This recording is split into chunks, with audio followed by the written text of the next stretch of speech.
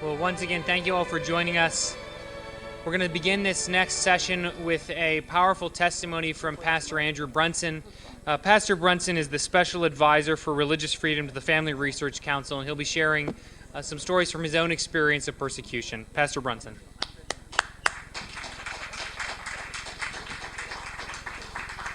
Thank you. I have experienced religious persecution firsthand. After living in Turkey for 23 years with my wife, Noreen, our lives were turned upside down when we were arrested by the Turkish government. Noreen was released after 2 weeks, and they kept me in prison for 2 years. They accused me of being a spy, a terrorist, of attempting to overthrow the government. And the Turkish government knew very well that all of this was false, but they wanted to make an example of someone, I think. They wanted to make an example of someone to intimidate other Christians, and they chose me. Eventually, they tried to use me as leverage to gain concessions from the United States, what came to be called hostage diplomacy, and they threatened to give me 3 life sentences in solitary confinement with no possibility of parole. This was a bit of a miracle, I think, but even the United Nations Working Group on Arbitrary Detention, which can only take 30 cases a year worldwide, concluded that the Turkish authorities arrested me on the basis of my nationality and faith, so they confirmed that I was a victim of religious persecution. So one of my fears as a prisoner was that I would be forgotten, that nobody would speak for me. But so many in the religious freedom community made sure that didn't happen. At the highest levels of government, the American President Donald Trump became personally involved. He engaged often on my behalf, and eventually he took unprecedented steps to gain my release. Mike Pompeo, who's speaking later this afternoon, and also Sam Brownback were involved in that as well. And other national governments, many members of the European Parliament advocated my release. So I was not forgotten, and I'm very grateful. I'm very grateful for this. But the reality is that very few people who are persecuted for their faith have an ending as happy as mine. Most are ignored. Most are forgotten by those who could help. So I want religious freedom for all, whether they're Christian or any other faith. But today I want to highlight the persecution of Christians, because even in religious freedom events, it rarely gets the attention that I think it should. And yet, Christians are the most persecuted religious group in the world. It's a fact that is not widely known. I think many people are surprised by this, or when it is known, it's often overlooked. People seem not to care much about the persecution of Christians. Maybe they become used to it, or they've come to expect it, and even to accept it to some degree. In any case, most people don't want to talk about it. But it is true. There are more than 300 million Christians around the world who face discrimination or are targeted by terror groups or oppressive governments because they identify as Christian. It's estimated that 4 out of every 5 people, that is 80% of those who are persecuted for their faith, are Christian. And persecution is increasing. It's spreading, and it's growing more intense. Recently, violent anti-Christian persecution has heated up in sub-Saharan Africa. We're seeing the same kind of bloodshed in northern Nigeria that happened under ISIS in Iraq and in Syria. Anti-Christian jihadists have killed thousands of Nigerian Christians. They kill thousands every year. So this is a serious human rights crisis, and yet international organizations and governments for the most part do not address it. They ignore it, and some even hide the crisis because they do not want to deal with the persecution of Christians for ideological and political reasons, usually. One reason for this is that the societies that have most supported religious freedom in the past are themselves becoming increasingly hostile to Christianity and to faith itself. So in the United States, religious freedom, and especially religious freedom for Christians, is increasingly seen as an issue of the political right, which of course it is not. It should not be. It's a basic human right. In 2018, the United States government, I think Sam Brownback and Mike Pompeo organized this. They hosted political leaders from around 60 countries who gathered for an event on religious freedom in Washington, D.C. My 20-year-old daughter spoke about my case at that event. I was in a Turkish prison at the time. The next year, in 2019, I had been released from prison, and I was able to speak at that religious freedom event. And this time, there were over 100 countries represented by their ambassadors or their foreign ministers. So it was a movement for religious freedom that was building momentum. The next presidential administration canceled the event. Why? I don't know. But that was such a loss to have all those governments involved, and now that stopped. Then when we look to Europe, a couple of years ago, my wife did the trial of Päivi. She's a longtime elected member of the Finnish parliament. She's a former minister of the interior, a well-known political figure, a public figure in Finland. And she was on trial because she publicly stated what the Bible teaches about homosexuality. So she's currently on her third trial in Finland. So a number of liberal democracies are introducing hate speech laws that in practice seek to silence Christians who are faithful to the teaching of the Bible, especially where faith intersects with issues of LGBT. So I could give many examples of the hostile environment that is developing for Christians in Europe and North America. A result of this is that Western liberal governments and politicians want to conceal the fact of persecution of Christians that takes place in other countries. This is what Tristan Azbey, an official with the Foreign Ministry of Hungary, has concluded from his experience. He says, they want to conceal this fact simply because it doesn't fit their narrative. In their narrative, Christianity is the oppressor. Christianity is the persecuting ideology that they say is persecuting sexual minorities. They're only interested in that. And so it is rare that a country's government treats the issue of religious freedom, and specifically the protection of persecuted Christians, as a high-level priority. Hungary is a wonderful exception to this silence. I mentioned Tristan Azbey. His official title is State Secretary for the Aid of Persecuted Christians.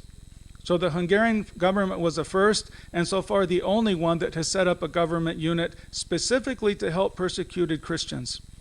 Tristan also leads the Hungarian government's Hungary Helps program, which provides general humanitarian aid in disaster situations, but it has uniquely helped Christians in the Middle East to rebuild their suffering communities, their schools, their health services, their houses, and their churches, so that they can stay in the lands where they have lived for centuries and not be forced to migrate. And they need this help.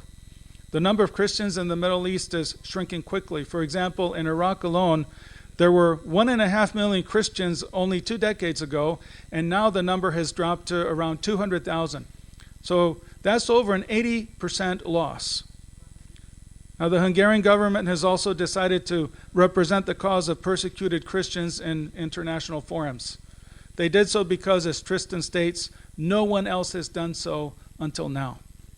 When persecution of Christians is addressed, it's often in the context of highlighting human rights violations against other groups of conscience or other religions. That is, all religions, all groups are thrown in together, which has the effect of downplaying and even concealing the sheer scale of persecution against Christians. So let me be clear, it's equally wrong to persecute a member of any other religion as it is to persecute a Christian. I make no distinctions between them. But it is a fact that not all religions are persecuted equally.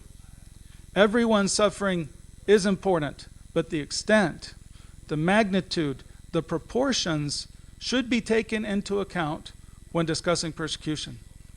I think religious freedom forums should ask themselves, are they paying adequate attention to the persecution of Christians? And when it comes to this issue, I think we're losing ground.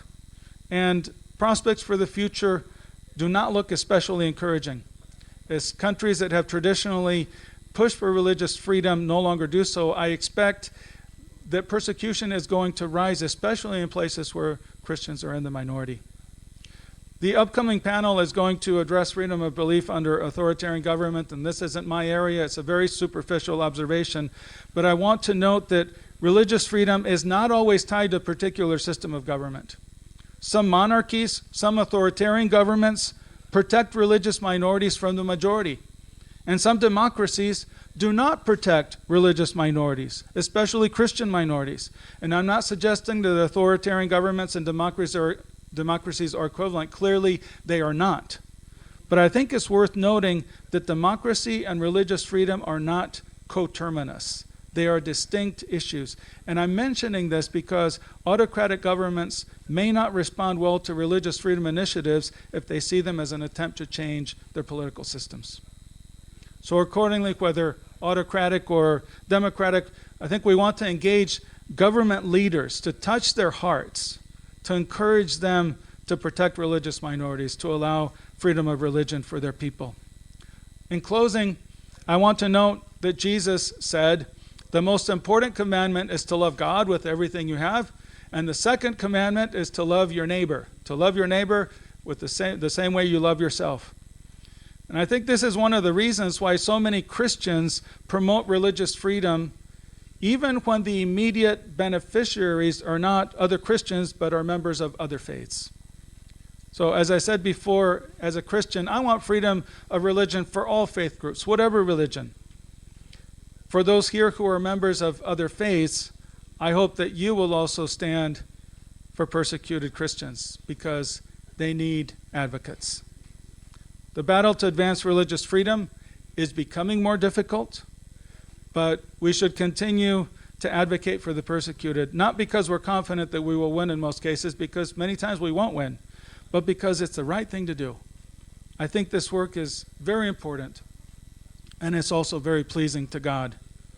And last, everyone will stand before God. In the end, God will make all things right. He will establish justice. He will hold accountable those who have persecuted others. Certainly, he will hold to account those who have persecuted Christians. And equally certainly, he will hold to account those who have persecuted people of any other faith. And this should give us great hope. And at the same time, it's also a warning to those who engage in or who allow persecution. So now I want to ask that God bless those of you who advocate for religious freedom. May he bless you with divine strategies. May he bless you with open doors to government. May he bless you with favor before government officials who can help. And may God use you to win victories for all who are oppressed for their faith.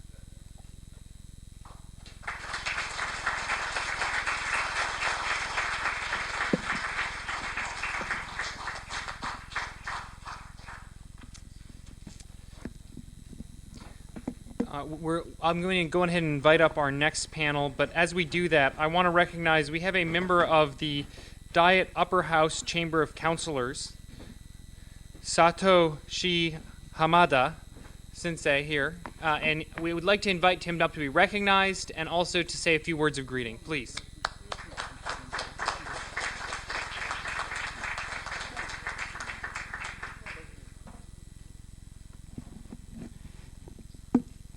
Hello, nice to meet you. My name is Satoshi Hamada. この後は日本語で、お話しさせていただきます。私はですね、2019年から、参議院議員として、活動をさせていただいているものでございます。I've been working as a senator since 2019. 私が本日ここに来た目的の一つといいますか、その背景としてですね、問題意識として日本が現在信教の自由非常に危機的な状況にあるということでございます。One of the reasons why I came here, the background that led me here is because of the freedom of religion issue. 簡単に背景を紹介させていただきますと、3年前元首相でありました安倍晋三氏がテロリストに銃殺をされました。Briefly speaking, 3 years ago, the former Prime Minister Shinzo Abe was assassinated.